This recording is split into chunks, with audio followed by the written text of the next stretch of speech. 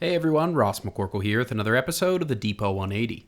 The offseason training activity schedule has concluded with the 10th and final session occurring on Thursday.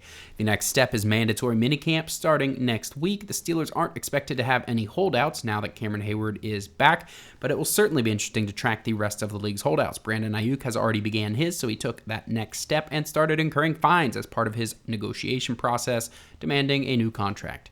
Broncos receiver Courtland Sutton, on the other hand, stated his intent to show up to minicamp, and his words sure made it sound like he is wanting to remain in Denver, though he did have some nice things to say about Russell Wilson, his former teammate.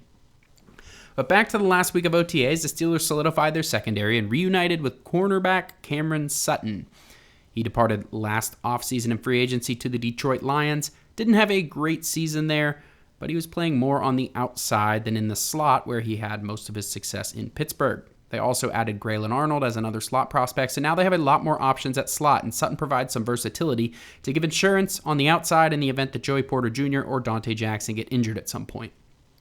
Sutton's return is a bit of a hot-button topic with the off-field allegations he is facing, but the Steelers knew him for 6 years and obviously would have done their due diligence prior to signing him.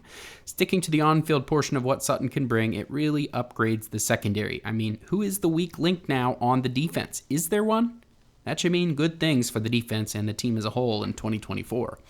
In the event he serves a suspension, Arnold has at least some NFL slot experience. I did a film room on him that you can check out on the site following his signing and was actually pretty impressed with his instincts, play processing, and physicality coming downhill and run support. So there are a number of agenda items for the Steelers to possibly address coming up the rest of the offseason. Will Cam Hayward receive his extension? Will the Steelers do something to make sure they have at least one quarterback under contract beyond this year prior to the start of the season? Maybe an extension for Justin Fields. When will Mike Tomlin receive his extension? Will Pat Freiermuth get extended prior to the season? And then the one that everybody has been talking about, will the Steelers add a true wide receiver 1 or 2 to be opposite George Pickens? The market for those players is out of control and inflating rapidly, and it could get worse if CeeDee Lamb or Tyreek Hill or somebody else gets another contract this offseason. The training camp schedule was officially announced starting on July 25th. Football in pads rather than football in shorts will be back with us before we know it. Let me know how you enjoyed the video on Twitter at Ross_McCorkle, and as always, visit SteelersDepot.com for your latest and greatest Steelers breaking news and analysis.